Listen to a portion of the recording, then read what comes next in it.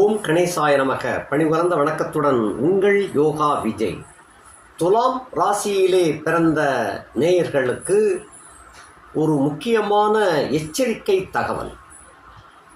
உங்கள் ராசியிலே சித்திரை நட்சத்திரம் 3-4 பாதங்களில் பிறந்தவர்களுக்கு முதல்ல செவ்வாய் தசை நடக்கும். அது பின்ன ராகு தசை 18 வருஷம் கழிஞ்சு குரு தசை வந்திருக்கும். கிட்டத்தட்ட ஒரு 21 வயசு 22 வயசுக்கு பிறகு ஒரு 16 ஆண்டுகள் குரு தசை ஓடிக்கொண்டு இருக்கும். அதே போல் சுவாதி நட்சத்திரத்தில் பிறந்தவர்களுக்கு பிறக்கிறச்சையே ராகு தசையில் தான் பிறவி எடுக்க வேண்டியிருக்கும். 1ஆம் பாதத்தில் பிறக்கின்றவர்களுக்கு கிட்டத்தட்ட 17 வருஷம் 16 வருஷம் அந்த ராகு தசை ஓடிக்கொண்டிருக்கும். அதன் பின் வரக்கூடிய தசை குரு தசையாக இருக்கும்.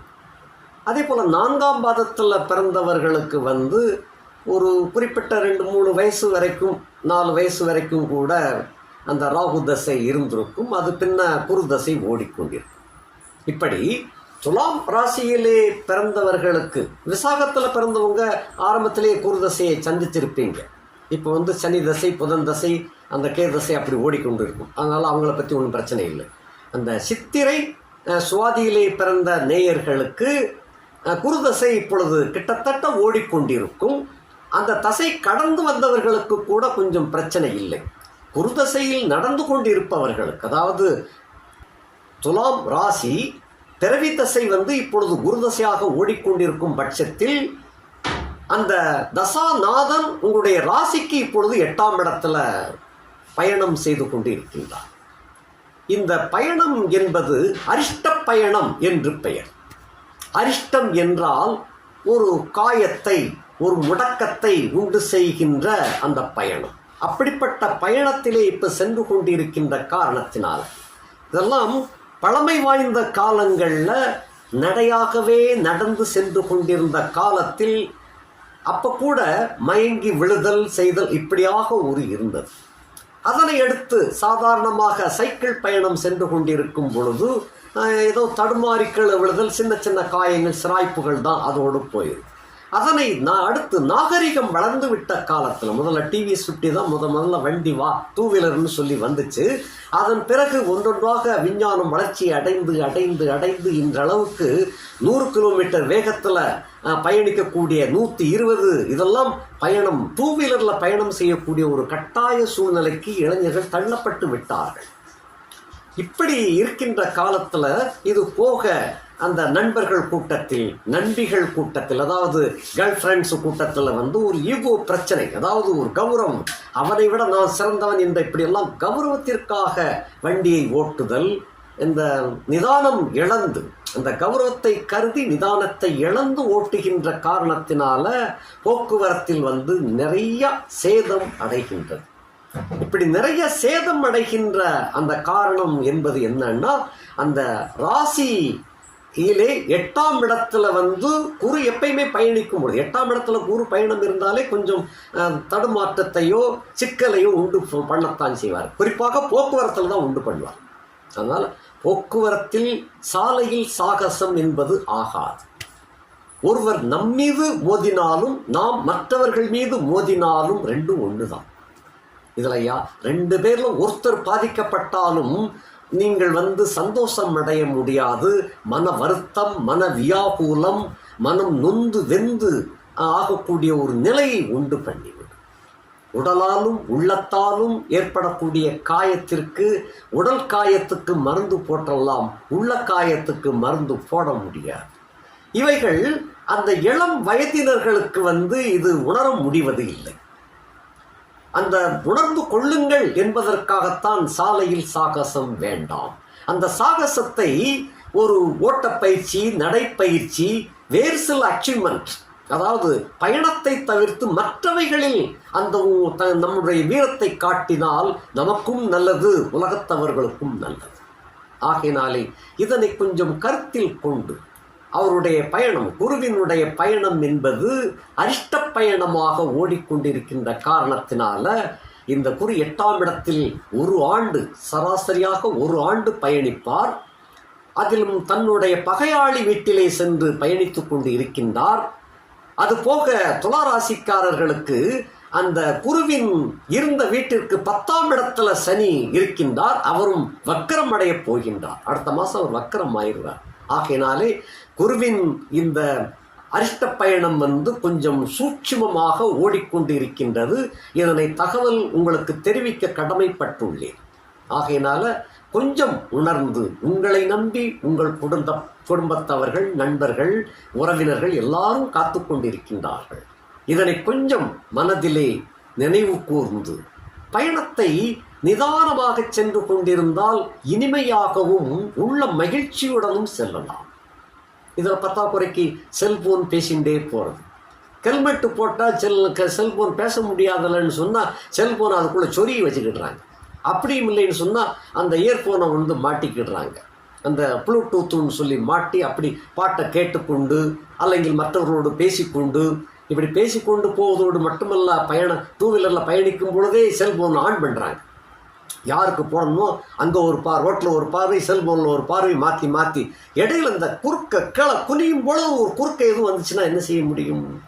ஆகையினாலே இதெல்லாம் இது தைரியம். இந்த தைரியம் என்பது பாராட்ட தகுந்த தைரியம் அல்ல. சில சமயங்களில் இந்த பக்கம் பெண்கள் போய்கிட்டு இருப்பாங்க, அந்த பெண்களை ஒரு பார்வை, அந்த பெண்களை பார்த்துட்டு திரும்புறதுக்குள்ள குறுக்க எதுவும் வந்துச்சுன்னா என்ன பண்ண முடியும்? ஆகையினால பார்க்கணும்னு சொன்னால் கொஞ்சம் ஒரு வாரம் நிப்பாட்டி நல்லா பார்த்துட்டு போங்களேன். அதையே போக்குவரத்துலேயே ஏன் பார்ப்பான? இன்னும் சில பேர் போய்கிட்டு இருக்கும்போதே கோயில் வந்துருச்சு, இங்கிட்ட திரும்பி ஒரு கும்பிடு போட்டுக்கிடுறது.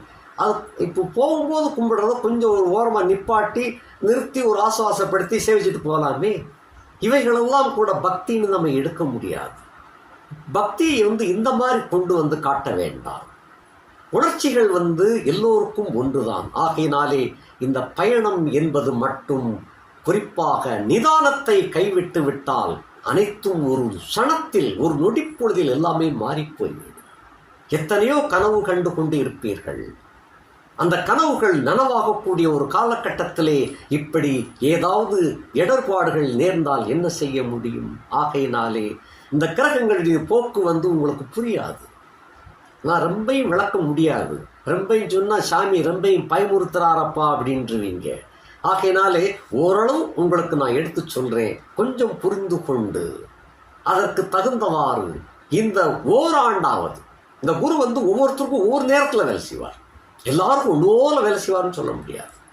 ஆகையினால எந்த கட்டத்தில் எந்த இடத்துல எப்படி செய்ய போறான்னு தெரியாது. ஆக குருவின் இந்த பயணம் கழிகின்ற வரைக்கும், ரிஷபத்தை விட்டு மிதனத்துக்கு செல்லும் வரைக்கும் ரொம்ப நிதானமாக செல்லுங்கள்.